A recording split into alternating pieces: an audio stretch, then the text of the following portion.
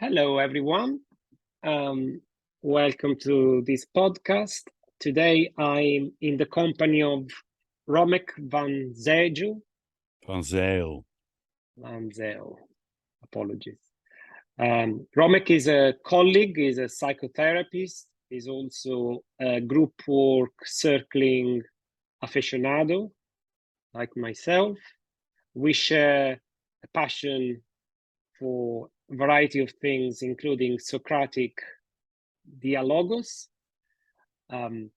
Today, we've agreed to discuss the topic of rules made by societies, nations, groups of people, families.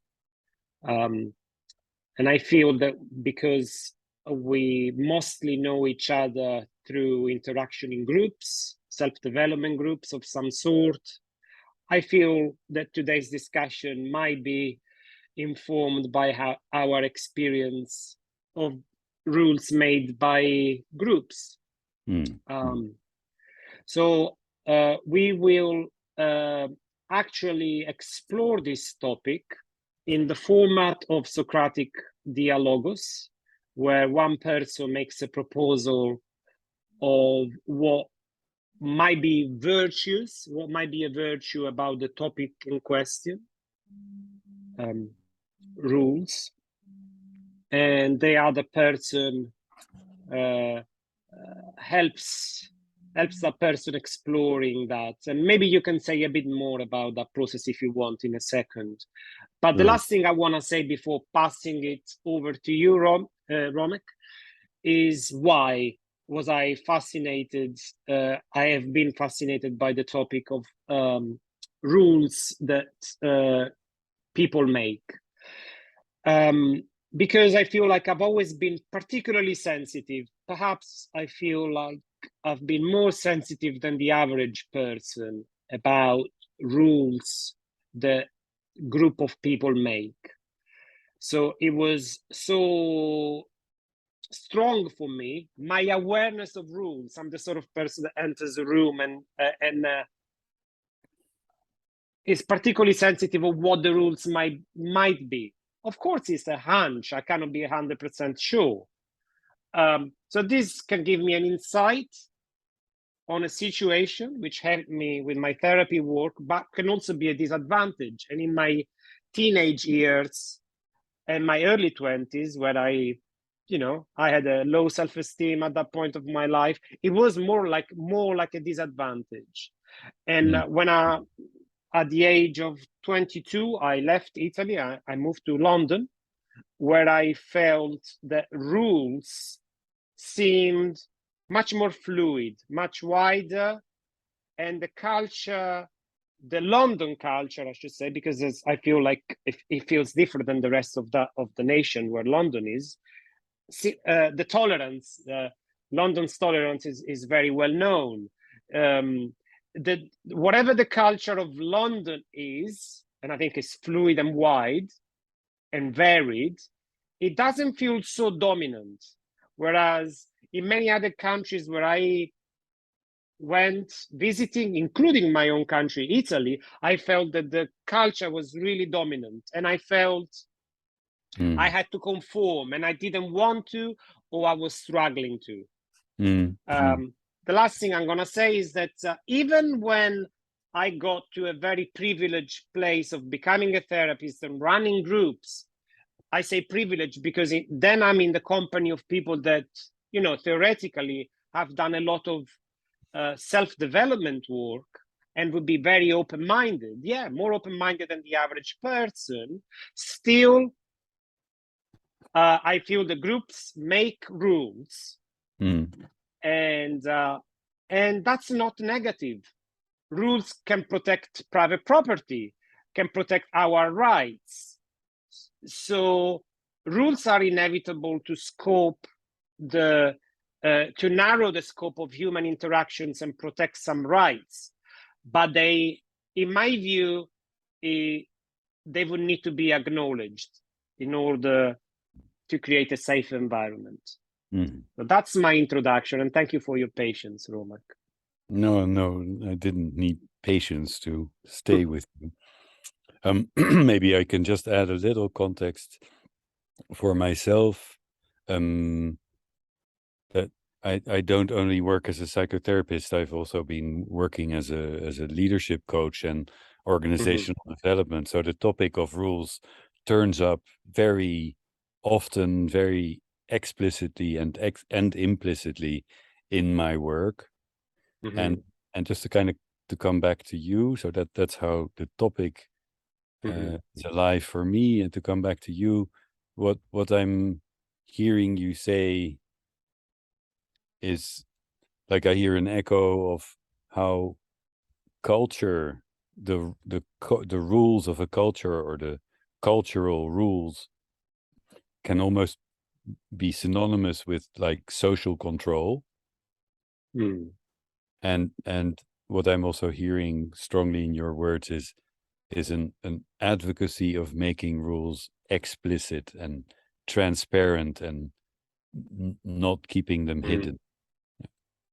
And I have an impulse before we explicitly start to get into the dialogos format to ask you a question, if I may, which Sure. would be something like,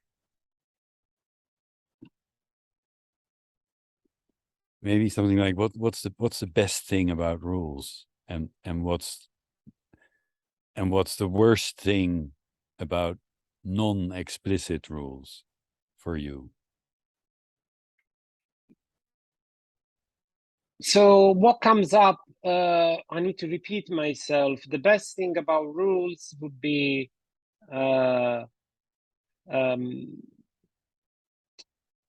well, what comes up is some of the most advanced constitutions. The American Constitution is I feel a very good one. The Declaration of Human Rights. I'm sure I'm getting this wrong. By Theodore Roosevelt. I think him and his wife. It sets out some very fundamental statements about what constitutes human rights. So I mean, like, protecting private property would be, I mean, we can explore the social constraints of people remaining stuck in their working poor class.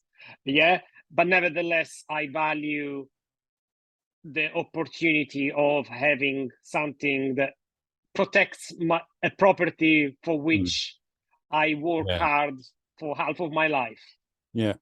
What I'm also hearing strongly is something about rules protect, and rules rules create a freedom too. Like when we agree about our human rights, so rules have something to do with our rights. So they're not just constraining, but they're also enabling. That's what I'm hearing. Yes.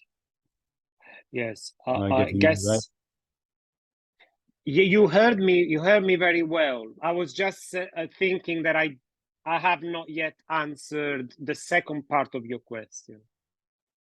What's the worst part about? What's the worst thing about non-explicit rules?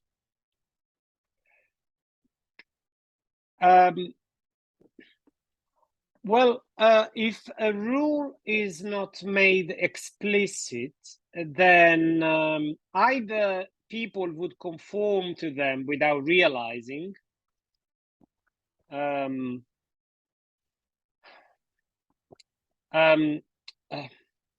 instance, groups.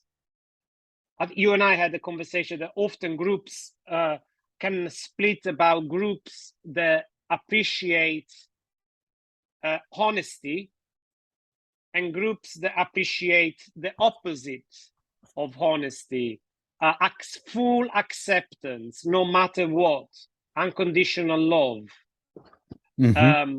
Is that an opposite of honesty to you? It is not really, but when it comes to groups, to me, it feels like groups seem to split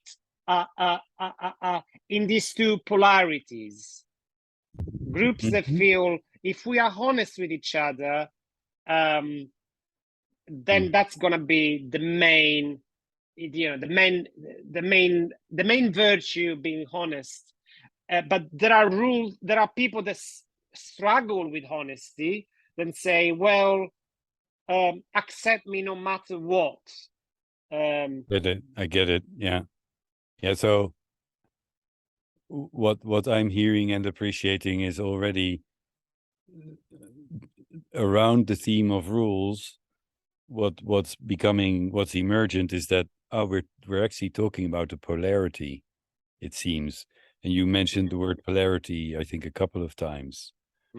Like there's a polarity between honesty and what I heard something like harmony and acceptance and comfort, belonging, and that the needle can go both ways. Honesty without perhaps empathy and paying attention to each other's well-being could be a brutal mud flinging contest, and being harmonious and accepting each other, and doing that without honesty might turn into a sort of rather boring and inauthentic social muddle. And so we're Absolutely. So to answer your question is, if one, also in the West, we are in a historically profoundly Christian, and I've been living in London for half of my life, and I think most British people would agree with me that it's one of the least religious countries in the world, one of the most secular countries in the world, if not the most secular, I dare say. I find that the culture of the UK, I dare say, is massively influenced by Christianity.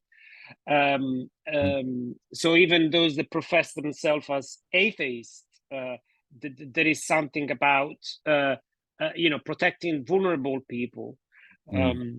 So what I would say is, if you are in an environment where everybody is trying to protect vulnerable people, which is the environment of total acceptance, and you could say that politically that would be incarnated by the left.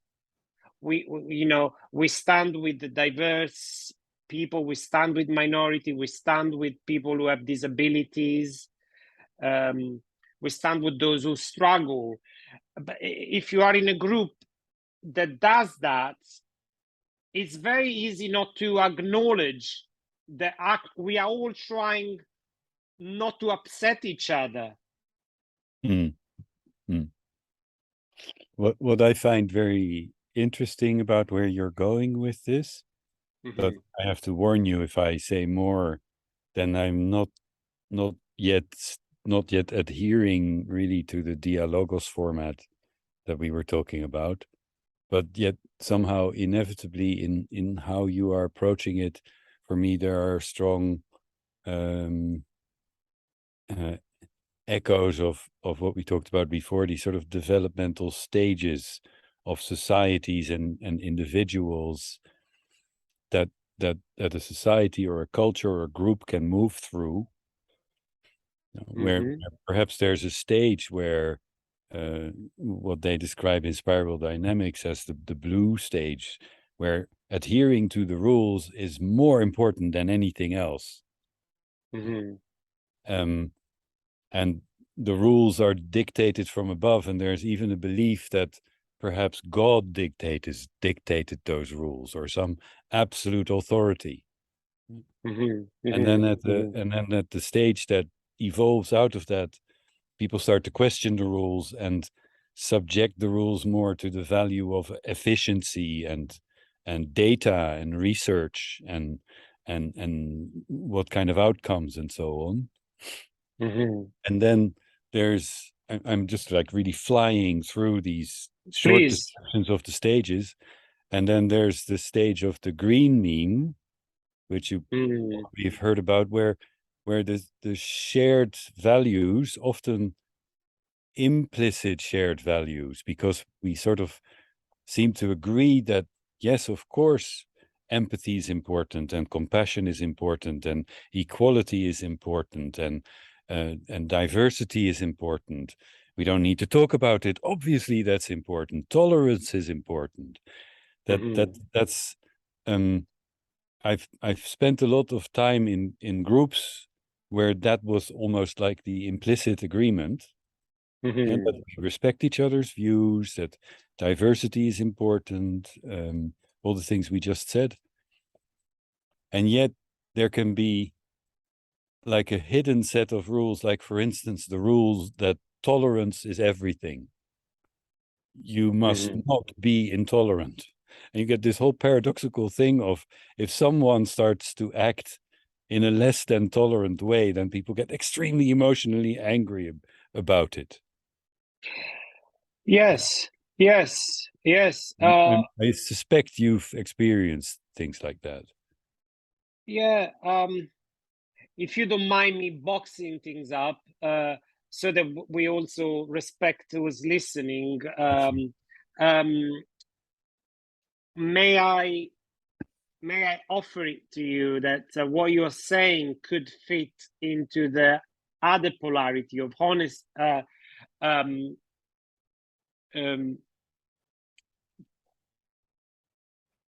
total acceptance, where the other polarity that I offered was honesty.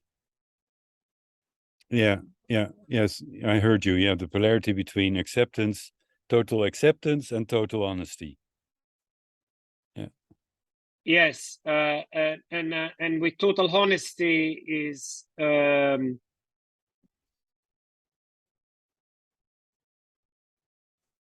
it cannot be, total honesty cannot be tolerance. But I feel like we live in a society where both of these polarities are very strong. So I feel abused by what you said. I feel traumatized by what you said. I feel unsafe around you because you said that. It takes so little to people these days, particularly on social media, to make such statement of entering the victim mode and accusing somebody of being a persecutor. Even people who are extremely good at persecuting themselves are even better at accusing others of being the persecutor, like Donald Trump.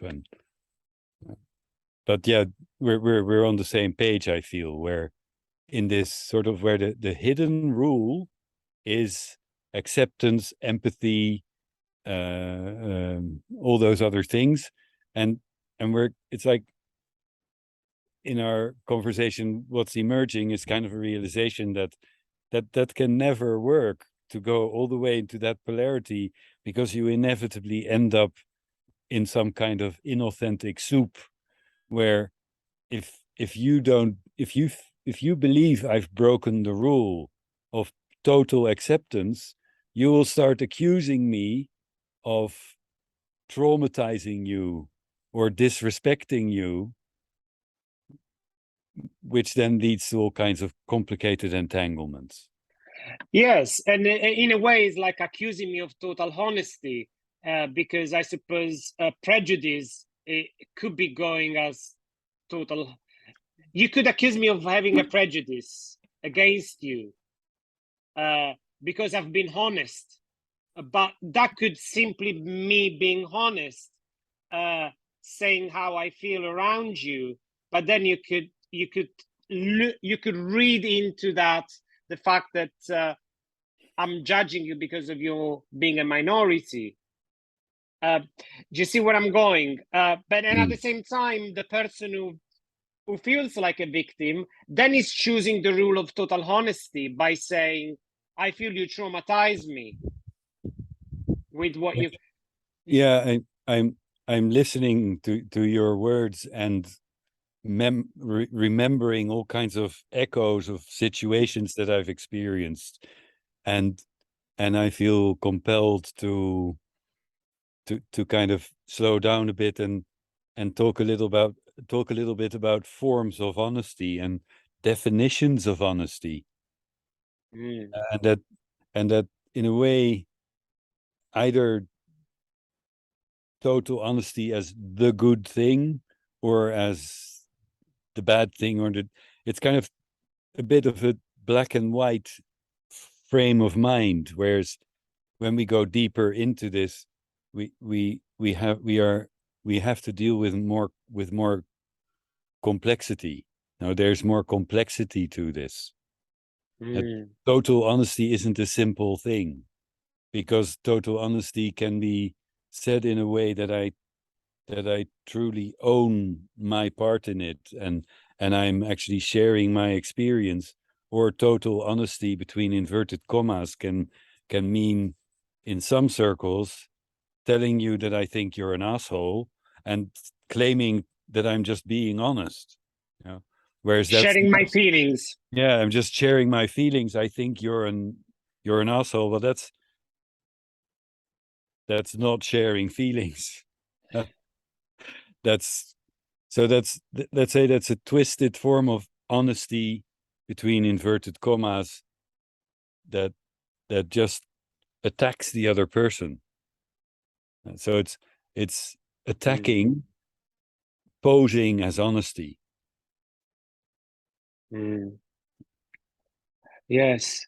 Um, prior to the video, we agreed to explore what a virtue related to this topic would be, Mm. and so I was gonna propose that with the topic of rules making and rules following, acknowledging whatever the rules are is a virtuous thing to do, just as a proposal, not because I am convinced that this is absolutely correct. But I'm also a bit hesitant because, and I'm curious what you think, that maybe more context needs to be set in terms of groups that we've been part of. Um,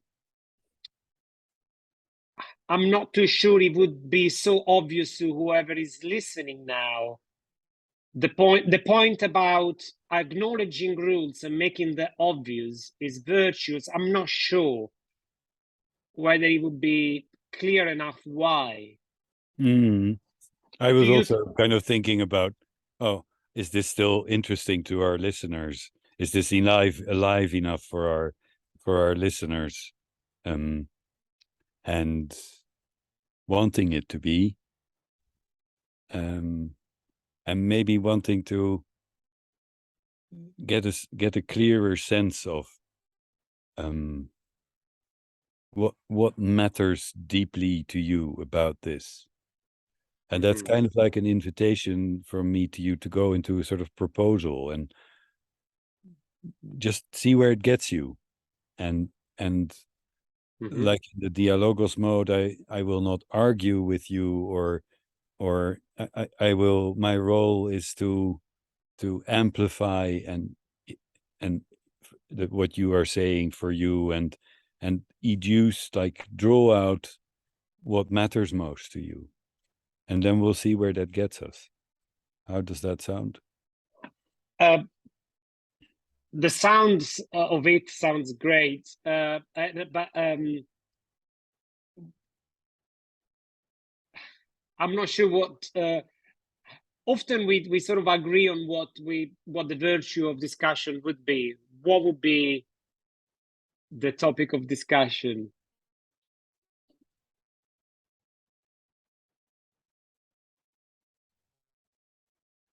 Yeah, the topic of discussion, the topic of dialogue or shared inquiry, Mm-hmm. for me would be something like, what would be the most juicy, alive, enabling, and fun way to be with rules, and like meaningful way to dance with the topic of rules? Dance with rules in any situation. Sorry.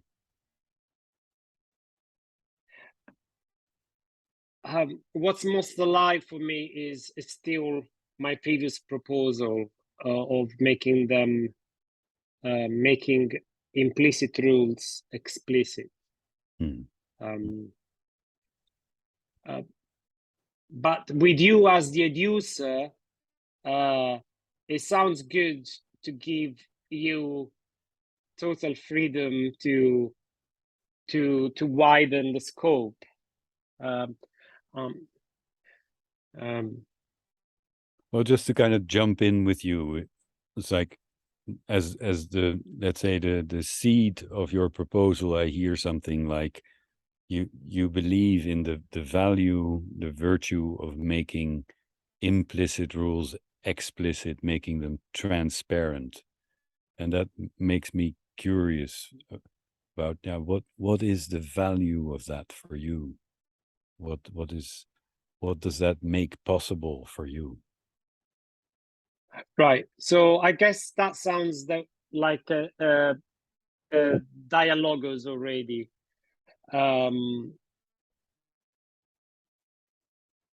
I propose to you that making rules that may not be explicit, to make them explicit allows everyone present in I suppose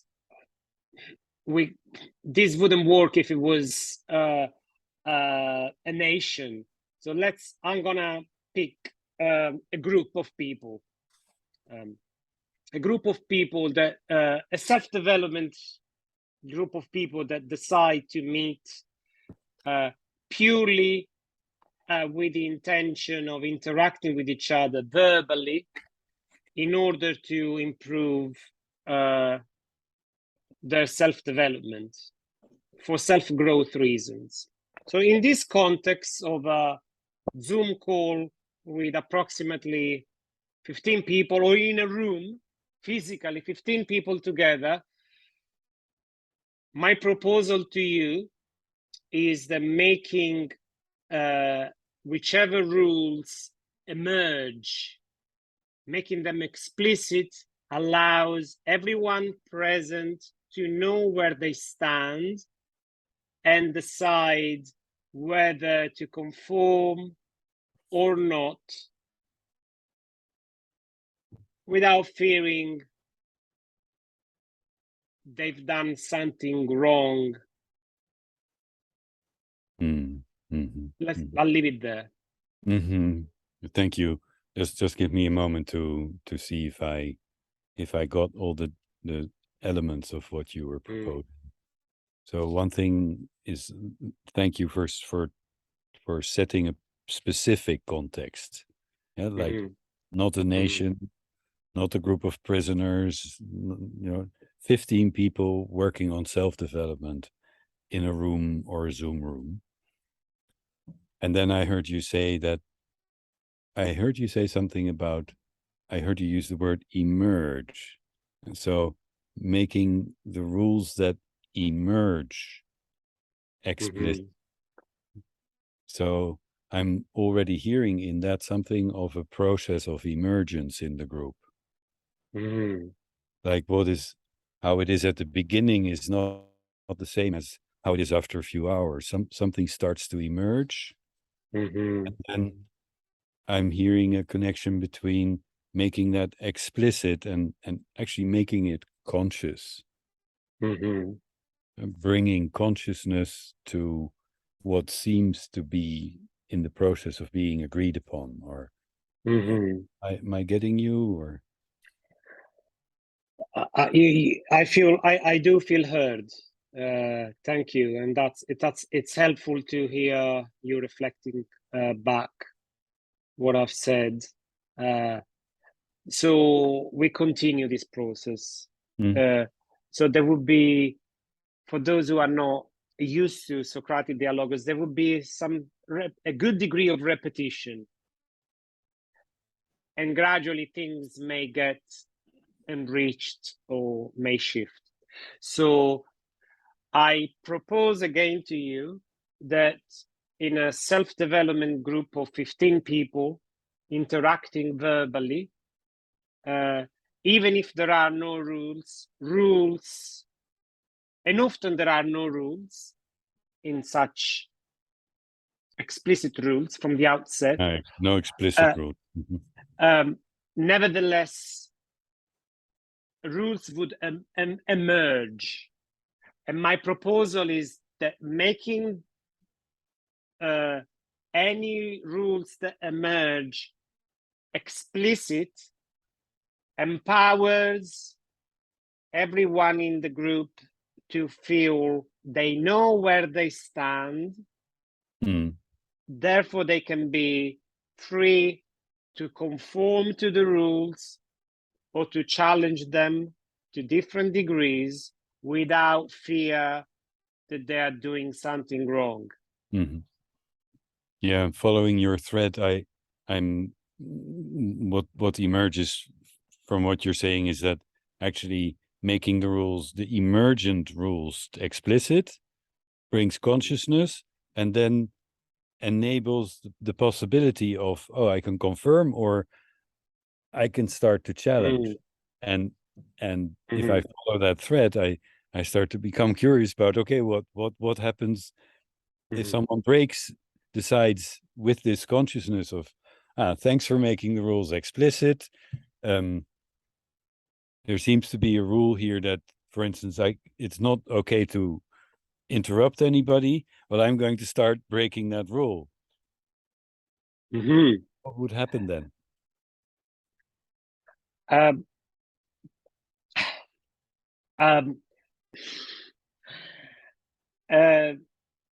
Very good example. It's less likely, in my view, that that the person would be judged for doing something wrong, because at least they acknowledged that they were conscious about breaking them.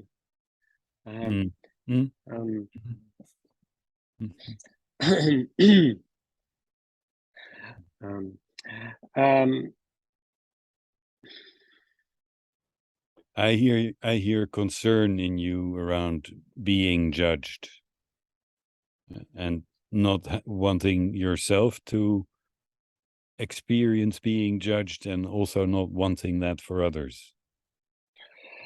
Yes, for sure. I'm a big fan of René Girard, that mentions how groups can easily create a scapegoat. So acknowledging the rules protects anyone to end up being a scapegoat,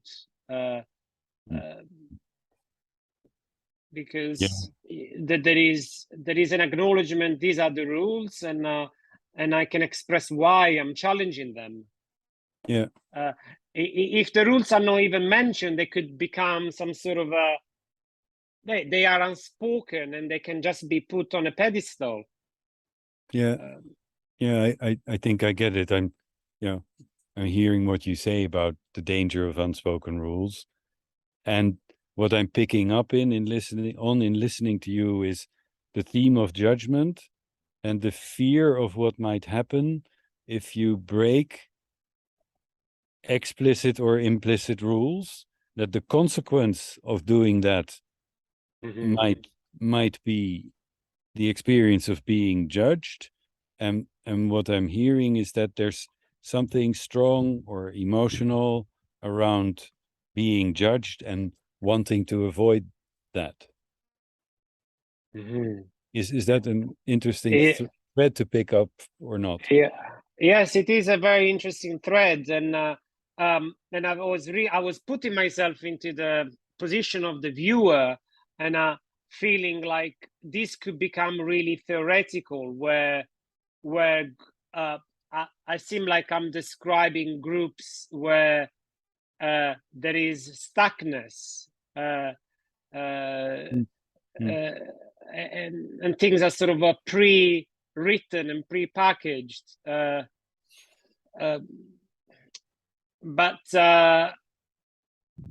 I feel like with the scapegoating thing, other people would sort of click around certain rules that they like, and they become the ruling part of that group, and excluding the Yeah, person who yeah, is the yeah. only rebel.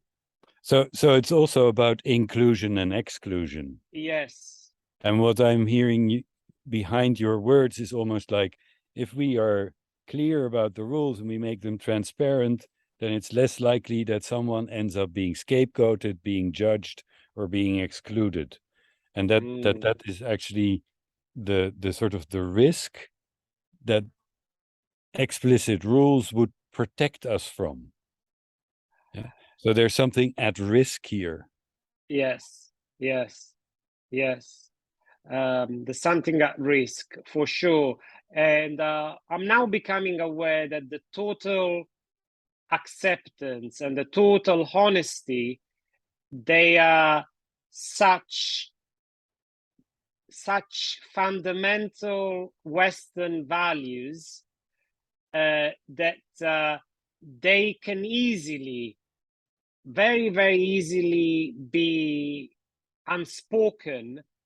And it's quite complicated, complex, and challenging to be somebody in a group of people to say, I feel like we are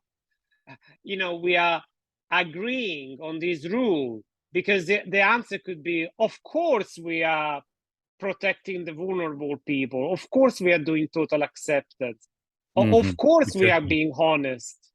Yeah. Yeah. Yeah, that's what I meant before, that in that kind of circle of people, it's like almost a resistance against making rules explicit, because we don't need to talk about it. Of course we are Yes, you really said good that. people who are tolerant and empathic, and you know, and then that's a hidden rule. Yes, yes. And what I find is that you and I have been part of circling modalities of group work, and in my experience of experiencing different modalities of self-development talking groups, some groups seem to agree on total acceptance as the most important value. Maybe it's not a rule, but it's a value that people hold. And I would put humanistic, Rogerian approaches, person-centered approaches on that end of the spectrum, where you're protecting the vulnerable. And there are circling and other modalities that seem to agree on the honesty part. Yeah. And I feel like it's almost like these two polarities are almost like the most condensed polarities of Western civilization. They are both so important that some groups think that choosing one would be the most important thing to self-grow, and then other sort of people seem to agree that choosing the other one is going to be the most important. Yeah. I suppose So what I'm trying to say, that even again, and I'm really sorry, even between very self-developed individuals, there is no escaping this issue of implicit rules. Okay, I'm hearing you say several things that are connected and seeing really interesting connections between them. Because I heard you say something about their very strongly total honesty and total acceptance are both very explicitly Western values. Mm. And then I heard you say a little bit later that even people who've maybe done a lot of work on themselves and thought about this a lot, and even those people are not exempt. We cannot escape the tension or the polarity between total acceptance and total honesty. Yes. Like I heard you kind of say, like, we have to accept the polarity. We can't choose one and get rid of the other. But I'm not sure if I'm hearing too much behind your words. Please correct me. Uh,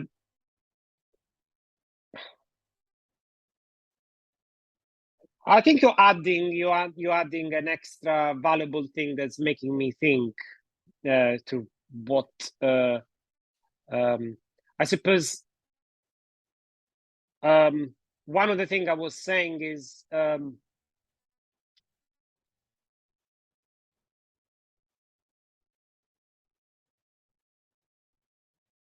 that amongst the people who are most concerned about rules, and I think people who are into group work, I would put them very high in the list of people who think that discussion, the honest and supportive discussion amongst human beings, improve their self-development. Things can get quite political when you get to that level, as in a sort of left and right. Because I would say that the total acceptance strikes me as being embedded in Christian, but also left-wing values. And the total honesty strikes me also as Christian, but also right-wing politically. So we need to be careful that things don't get overly political when it comes to what I'm hearing from your words is you mentioning the risk of polarizing, and I'm not totally sticking with my role of purely educing and amplifying. When I say that I'm a bit uncomfortable, or more than a bit uncomfortable, with kind of making two polarities be one, like political left and political right, political left total acceptance, political right total honesty. Like, I get really uncomfortable when you put those two things in the same camp. Yeah, that's fair enough. That's fair. I'm hearing you. I'm hearing you. I suppose what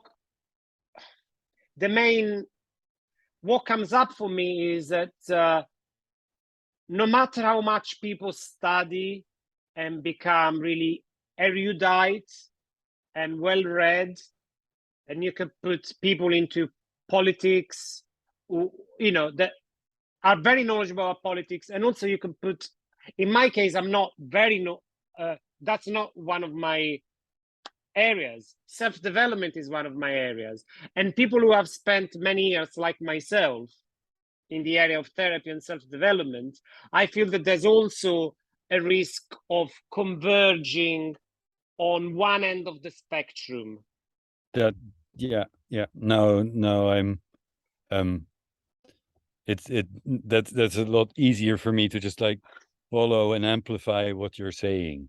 And like what I'm hearing you say is about, we might be highly developed or evolved or have a lot of education, and that doesn't make us exempt from, I think, what you were saying is from getting polarized, getting stuck.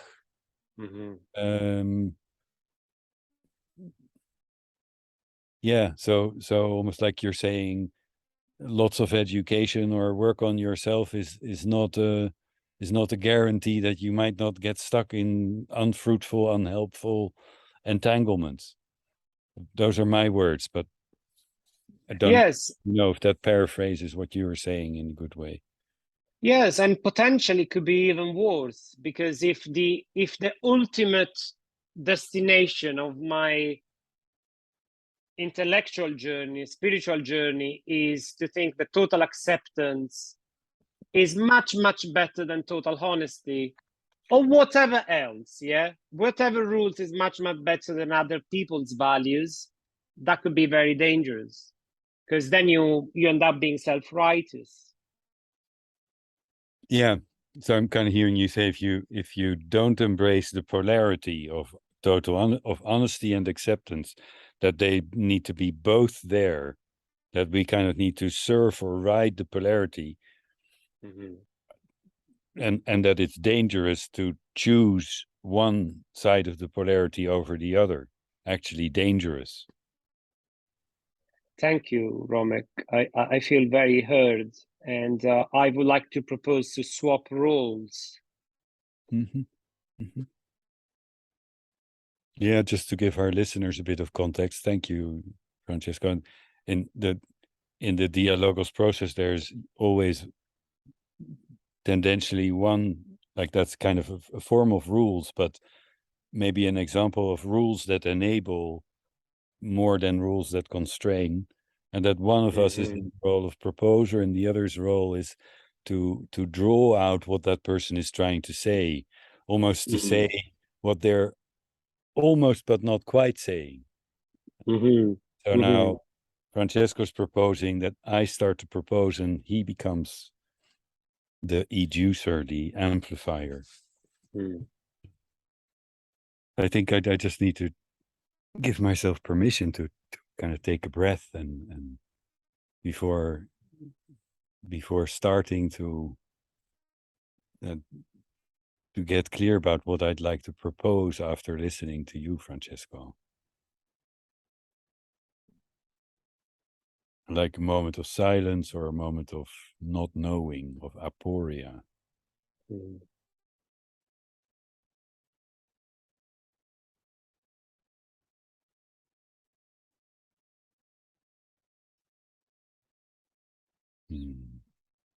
My nose, my mind is very active. Suddenly we're skipping over the step of appreciating Francesco's proposing before we go into my proposing. Maybe just wanting to say one sentence about what I really appreciated was your kind of art, step by step, letting something emerge and converge and articulating with every new sentence. Something became more clear about how rules turn up in your life and in groups, and what's important about them, and that then what emerged was an understanding of that rules can't be either advocating for total honesty or advocating for total acceptance, but that these two things are actually a polarity that need to be both included. So that's kind of what emerged from those minutes of your unfolding proposal. Thank you for your appreciation. And then I start to think about, or start to feel into, what's still remains mysterious, or what's not being said that I feel drawn to articulate.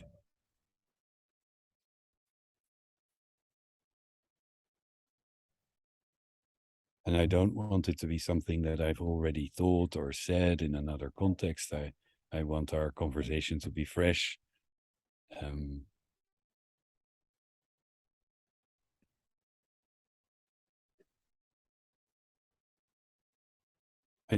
I think I'm drawn to the aspect of rules as enablers, as maybe another polarity between constraining and enabling, making possible and limiting. Mm.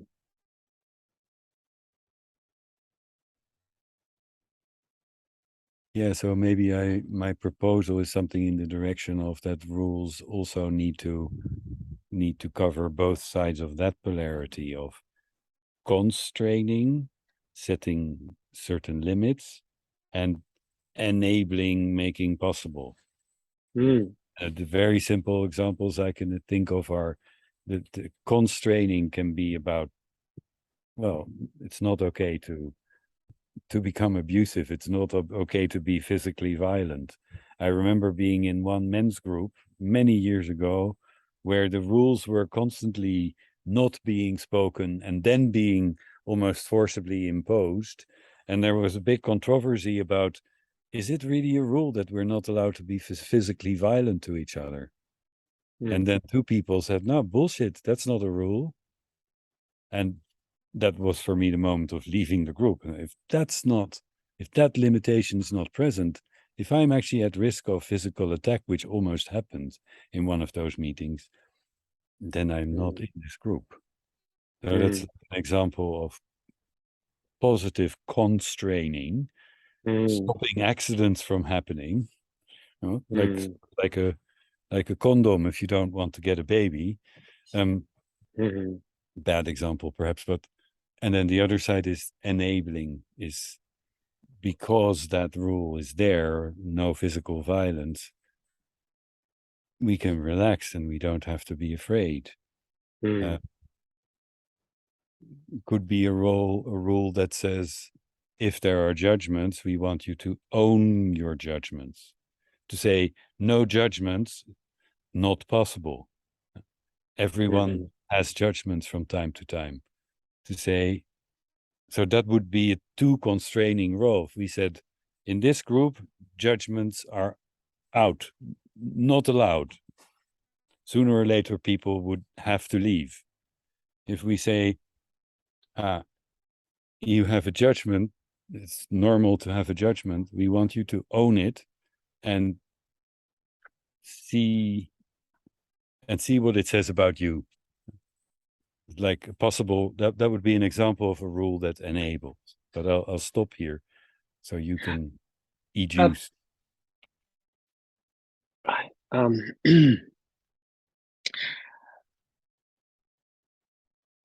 I'm hearing you saying that the rules have two main characteristics and qualities: the one of constraining and the one of enabling. You gave two examples. In one, rules as constraining would protect you physically from being attacked. Keep us safe. Yeah, they're protective, like constraints are protective. Or yeah. Right. And rules as enabling. I'm gonna need to maybe propose it again. Well, in a way, you're paraphrasing my words, and you're making something shift or move forward, making me think, yeah. So a rule can be both enabling and constraining, and by constraining us from violence, and it enables us to make to feel safe. Yeah. Yes, with the same example, the same rule can be both constraining and enabling. In the example you gave, it protects and allows to feel safe. And now, as you say that, I realize I want to propose something a bit different about rules, or that builds on what you were saying but goes in a different direction. And it's something about how a situation, whether the rules are, maybe in each situation rules are, there are some explicit and some still implicit rules, but encountering rules and relating to rules, and maybe sometimes experiencing ourselves as automatically submitting or even automatically rebelling, that process is a developmental, is potentially a developmental experience. And having painful experiences with constraining rules and difficult, conflicting experiences around rules also challenge us to grow. And if these challenges of rules that we don't like or rules that we want to impose on others, and the positive and negative experiences we have with them, if we don't have those, so if there's an absence of rules with which we can measure ourselves and experience the conflict, the liberation and the pain of constraint, then we actually can't grow. So that's what I'm seeing about the topic of rules. Like if there are no rules, then we are extremely unsafe. Or if we pretend that there are no rules, we miss a growth opportunity. I have a question to clarify. It looks like in what you've just said, you were mostly describing the benefits of rules. But in the final part, you also added my point about acknowledging rules. And you also briefly acknowledging the absence of rules, which can be negative. So I feel like you seem to be drawn in this with this proposal in exploring the benefits of rules more than anything else. So maybe we could spend some time there. Yes, and it's not so much that I want to speak in favor of rules as rules good, no rules not good, but more is the issue of encountering rules and having both painful and positive experiences with them, that's actually a necessity for growth, for inner growth. Our relationship to rules and maybe guidelines or principles, because I would also propose that rules can be more like guidelines or principles to follow rather than iron rules written in stone. But that's a different sidetrack. But what I'm mostly wanting to propose is that the experience of rules constraining us and fighting with the rules and having different experiences is a necessity for inner growth. I'm hearing you saying that the presence of rules as a constraint allows for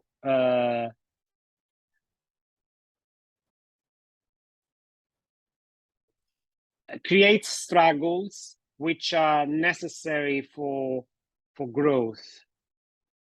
Yeah, that's struggling with perhaps both the enabling and the constraining aspects of rules makes growth possible. Yeah, I can think of several experiences in my life where either I felt extremely constrained by the rules or I felt threatened by the lack of rules, or I tried to use rules for my own opportunistic reasons, or saw others do it. And but that whole series of experiences, I can look back and see, well, I needed to have those experiences in order to be a more internally free human being, and maybe even a more loving human being. And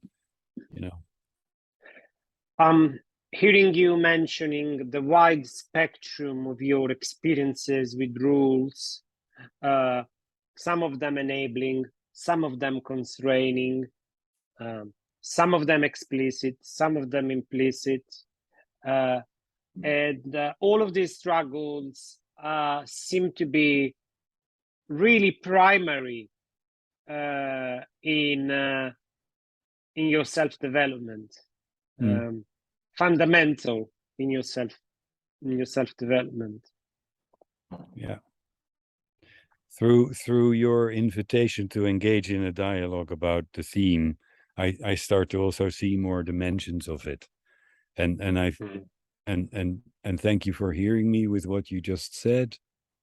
And I also feel drawn to somehow bring in a bit more of a kind of global context, just recognizing how the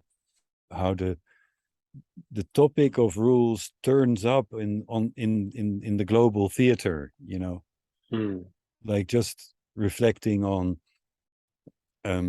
Russia during the communist era, during the USSR era, was, as far as I know, a society with a very, very, very strict set of rules.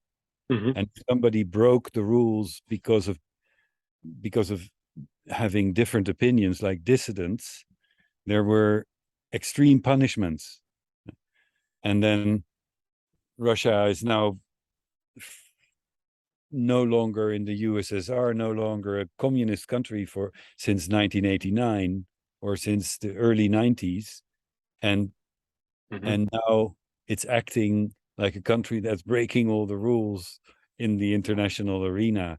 And of course, I'm not saying that other countries are not breaking the rules, but the theme of what are the rules in the international diplomacy and politics, and which rules are explicit in terms of those are the rules that we've all agreed to, and which rules are implicit rules that are being broken, and all the emotional reactions to that.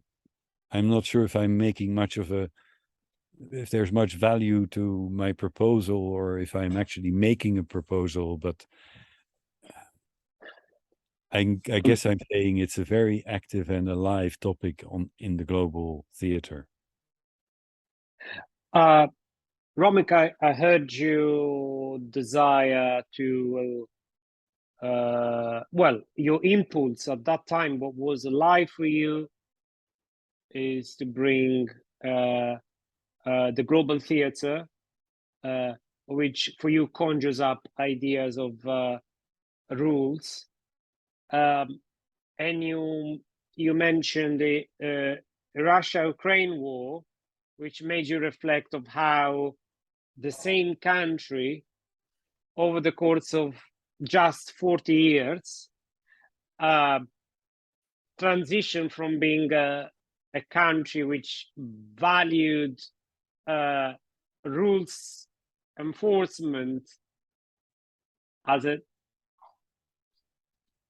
valued so much about rules enforcement, and then after a few decades that doesn't seem to any longer be at the top of the agenda.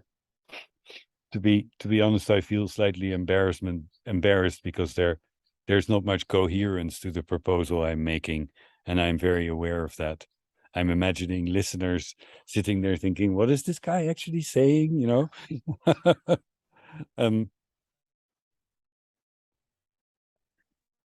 I guess I notice in the, let's say, in the discourse in the media, but also among the people that I interact with in different situations, like a kind of feeling outraged about the behavior of Russia and Putin, and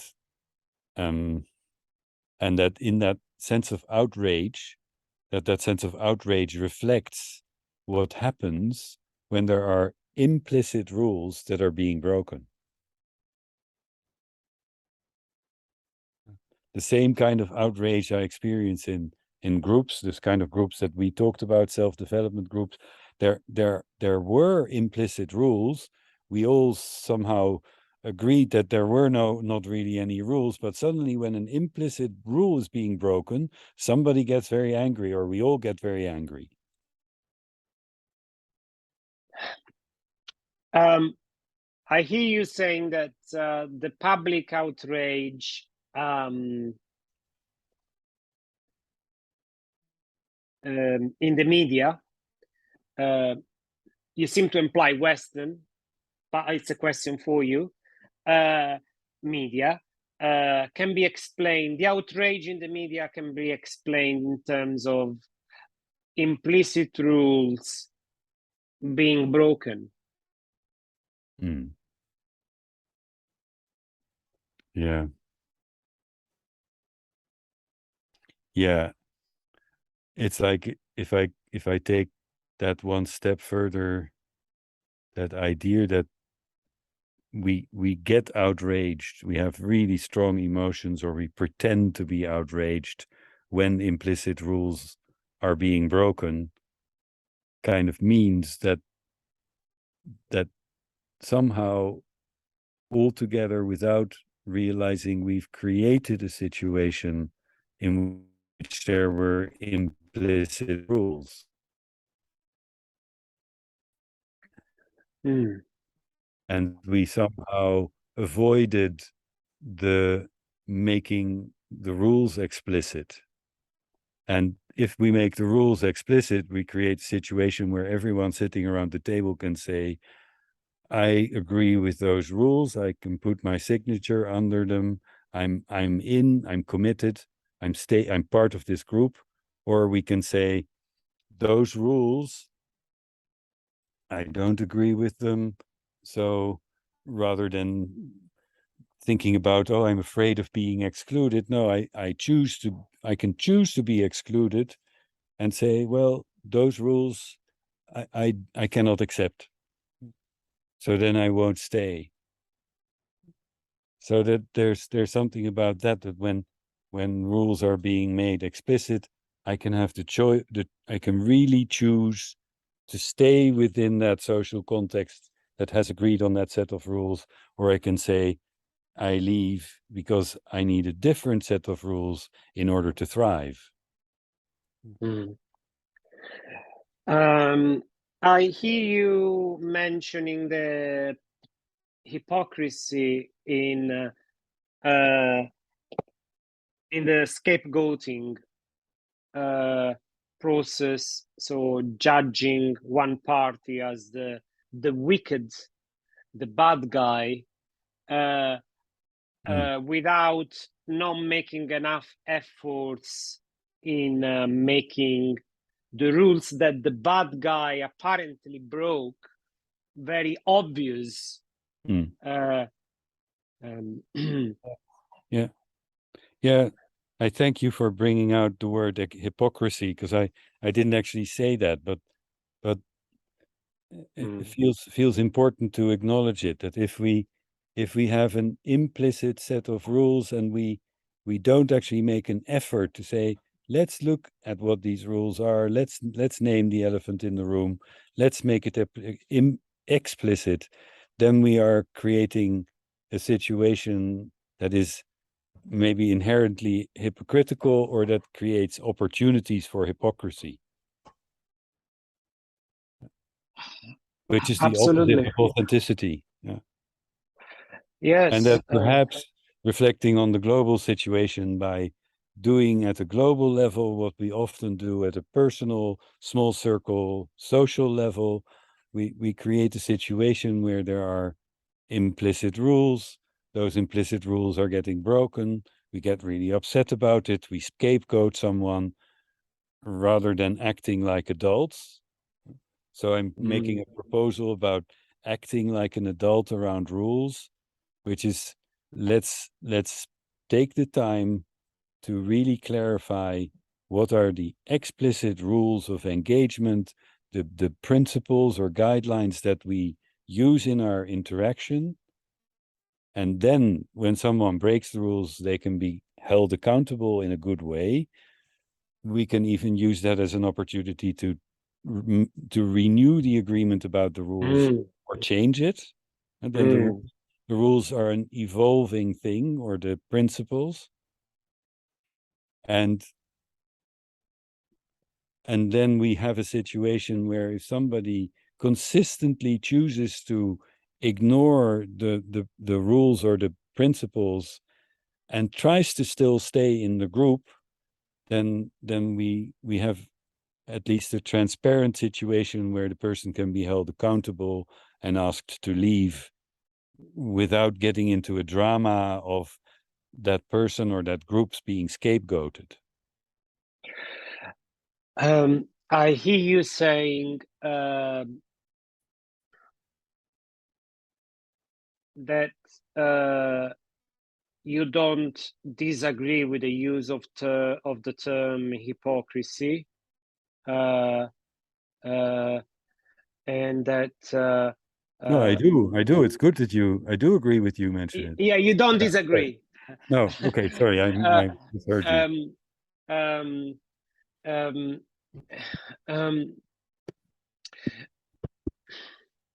And I hear you saying that making rules explicit also enable us to hold the any potential rule breaker, to hold them accountable, and so that that would be a fairer process. You didn't say fairer, but you said adult, as in no drama, more adult, no dramas and victim persecutor dynamic. Exactly. Thank you. And also giving the opportunity to the potential wicked party to defend themselves. Yeah. Yes, to defend themselves and challenge rules in a transparent way that can lead to an evolution of rules rather than a discarding of them. And I can't help thinking in this situation of like the EU is a group of states, of nations that claim somehow to be united by a set of values.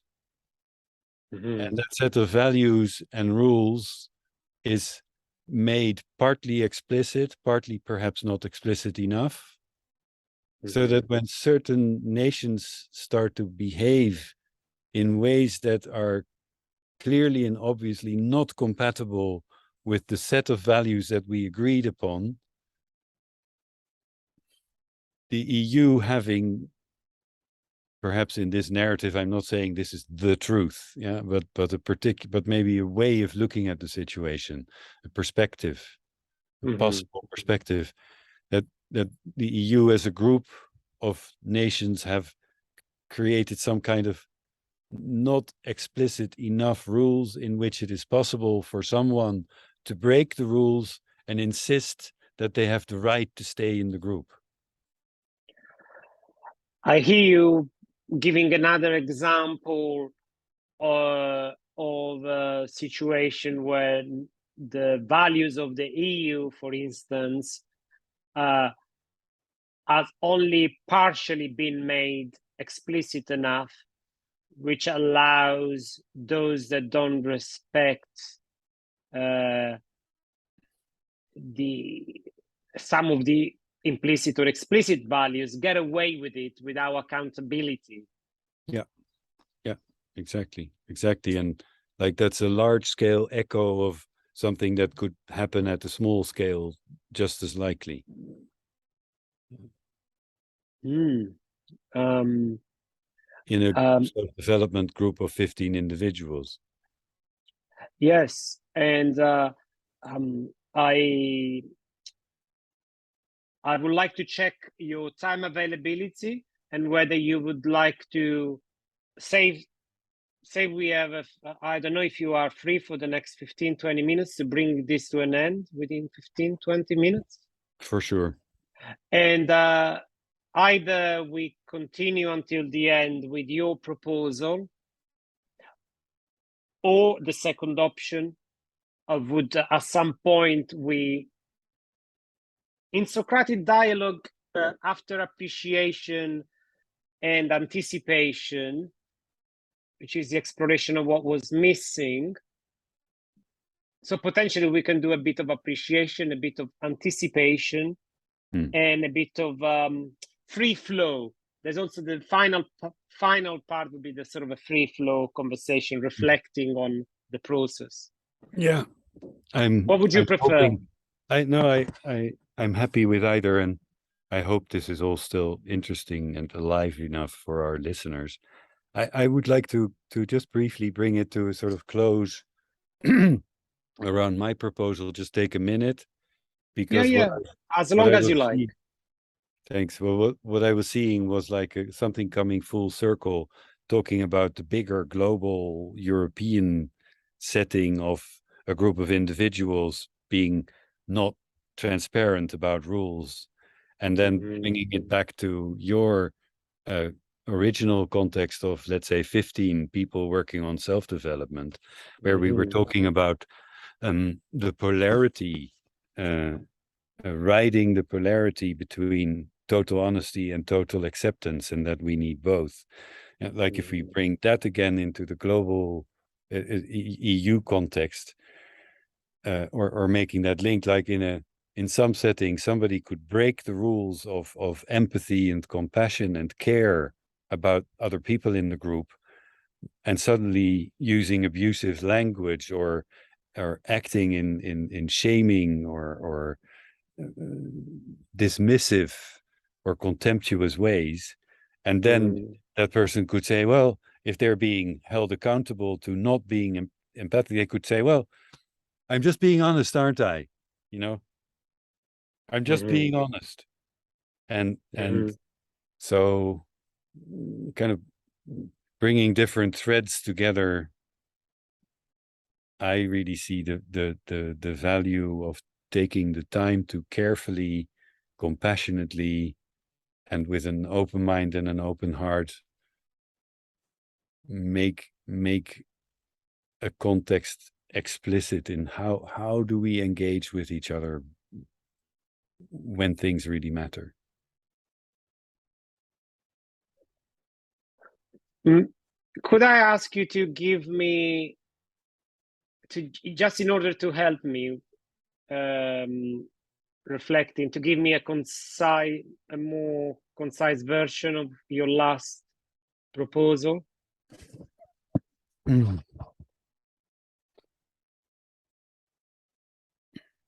Or simply repeat it, please, for me. Okay, I think I was more trying to sort of summarize the thread I saw through your proposal and mine.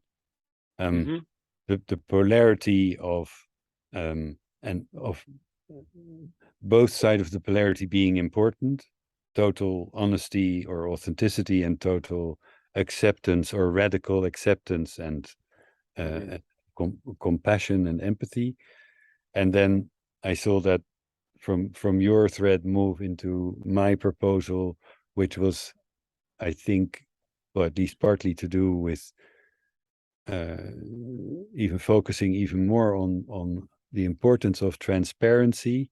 That kind of transparency is also a question of acting like adults and not getting lost in drama, and that the more there is that transparency, that rules can evolve, that we can grow from measuring ourselves and social situations and examining and challenging rules, that we need to go through that experience, and that's a necessary form of growth, and that no one can grow to an adult without having been challenged by rules and having had to measure themselves.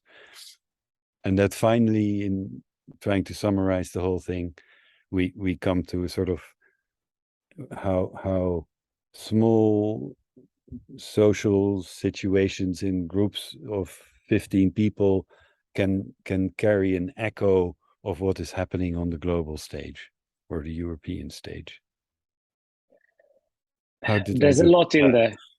Yes. I feel there's several threads there, so I feel the responsibility of making justice to your sharing. I hear you saying that we've come full circle, starting from a group of 15 people, and then very organically, you're bringing nations, those involved in the recent war, and the EU. I hear your convergence with my previous proposal on making rules explicit, and I heard you describing what happened in the second part of our exploration, where you talked about having adult conversations with no drama, where making rules explicit allow for accountability, allows for a discussion on the existing rules, and the possibility to improve them, shape them, change them, develop them. And finally, the small communities can also be affected, influenced by the global affairs. Well, let me just say, I didn't mean so much influenced by each other as that they are like embedded in each other. They reflect each other. It's like Yes. they're fractal. What happens inside can happen in a group, in a small group, can happen in a group of nations also. So it's like a systemic thing. Yes. I would like to appreciate your proposals if you feel Of course. feel ready for that. Yes. I appreciated many things about your proposals. What first comes up for me is your willingness to explore a wide territory, and I could see that you felt you may say something that may be politically incorrect, but nevertheless you venture yourself talking about history and wars and European communities and countries changing and being perhaps inconsistent with themselves. So I appreciated your really not filtering what you were bringing. I also appreciated that you seem to be really touched by my previous, not necessarily influenced, but touched by my previous proposal. So I felt your humility in really embracing another person's ideas. So I appreciated this beautiful mixture of allowing yourself to be touched and enriched by what I bring, and at the same time, you're really exploring with your own views. Thank you. Yeah. And just also there were several moments where you paraphrased me in in a way that brought in, like, for instance, that thing about hypocrisy that enabled me to follow a thread more clearly to its construction. And I felt quite awkward at times too, because of this going into unknown territory with each other. And I enjoy, I just noticing that with you as a friend, in a kind of emerging friendship, we are discovering that we can do that for each other. Yeah. I feel quite touched with you calling me friends, or an emerging friendship, and I feel I reciprocate that. I feel that there's an emerging friendship out of our few dialogues we had, because this is probably just the third one.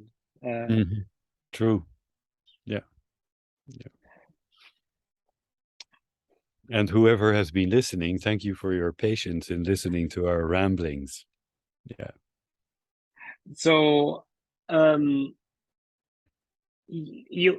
you kind of saying perhaps we should spare our listener from the free flow? No, you can decide that. Maybe I had sort of an impulse of, oh yeah, we can sort of move towards stopping the recording, but I'm open to discontinuing if our listeners have even more patience. I'm happy to carry on for a little bit. I would agree that it's longer than I expected, and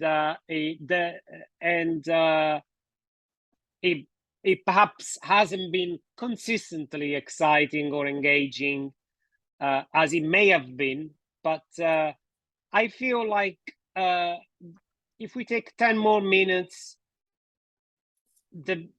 we can end on a high. Fine. Potentially not. Let's see. Yeah. Okay, so we literally want to go for 10 minutes so that we are going to be time boundaried. When you brought the EU and other nations,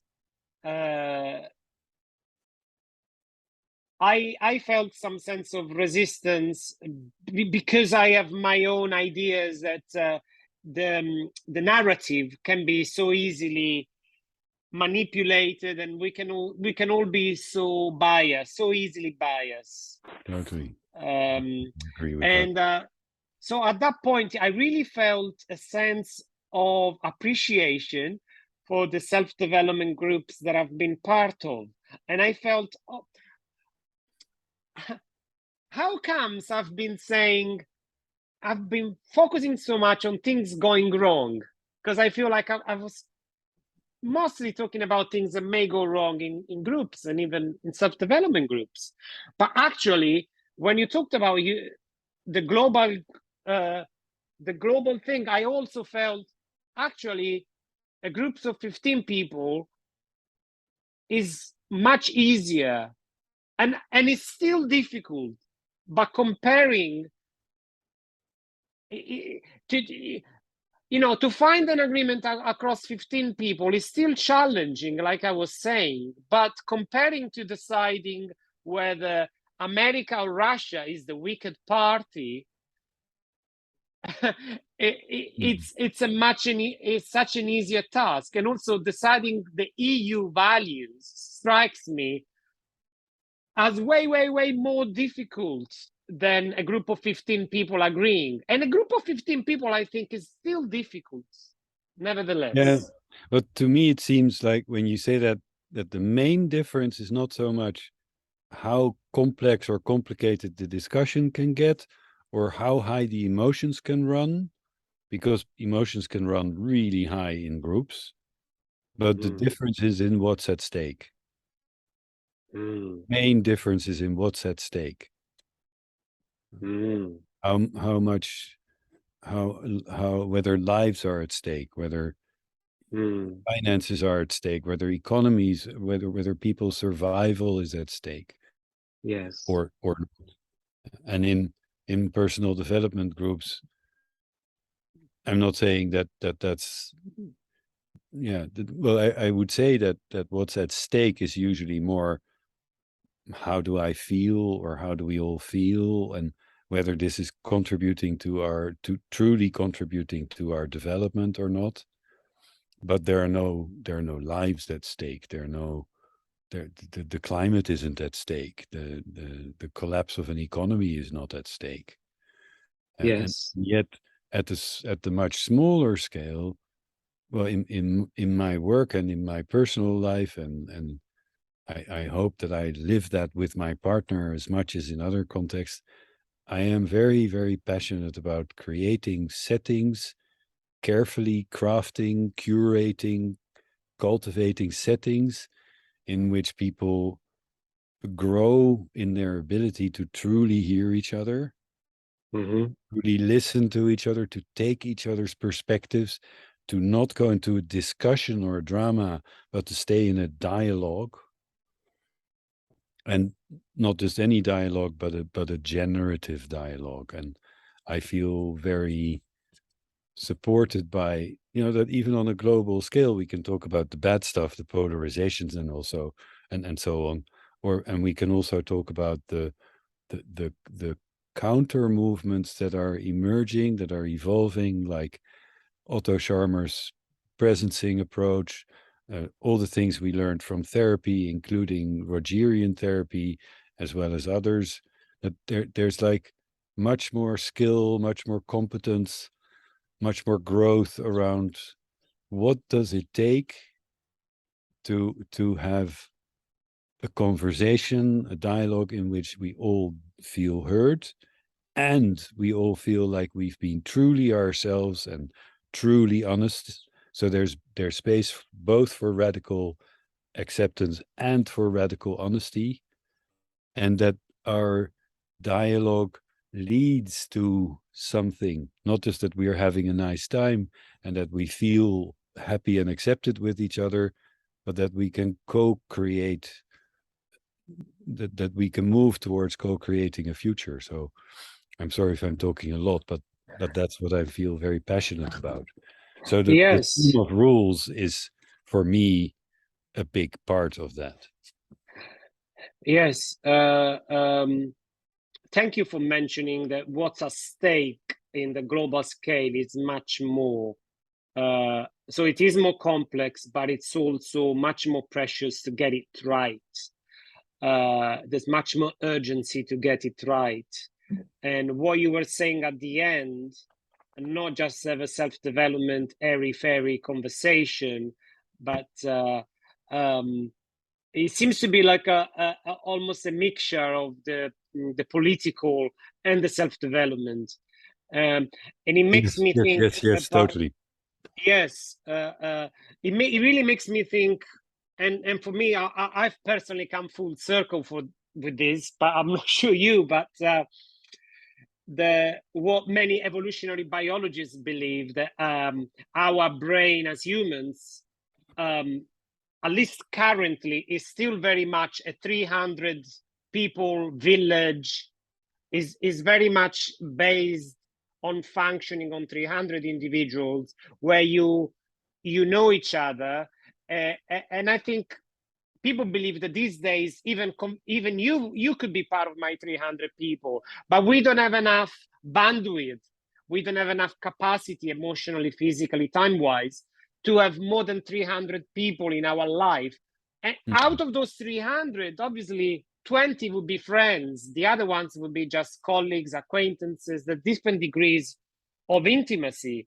But what I'm thinking is that I know in Portugal you're not the only person from all around the world that moved there. I know that there's one very interesting kind of hippie community of people coming together that will go under the 300 people, having a mixture of the 15 people self-development, but also they need to bring some of the political into that, because we're gonna cultivate the farm together. We're gonna grow seeds and plants together, and also how about sexual, and are we gonna date each other within this community? And Yeah, exactly. Yeah. And how are we going to deal with conflict, and what are we going to do if we disagree on what we're going to plant? So it's, yeah, what happens on that small scale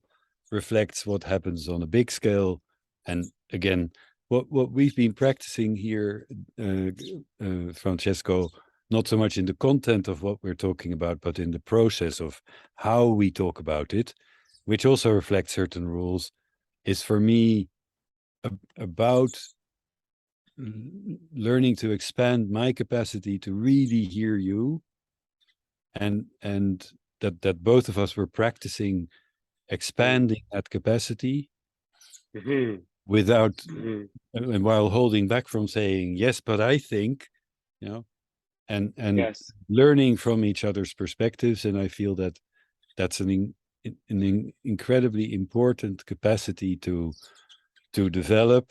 My relationship with my partner has become much better through it, and on a global scale we need to develop that capacity, or we'll end up, or the polarizations that we create end up leading to more war and disaster.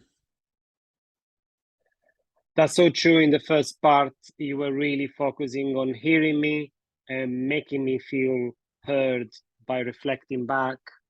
And then I was doing my best to do that by hearing you and reflecting back what I was hearing.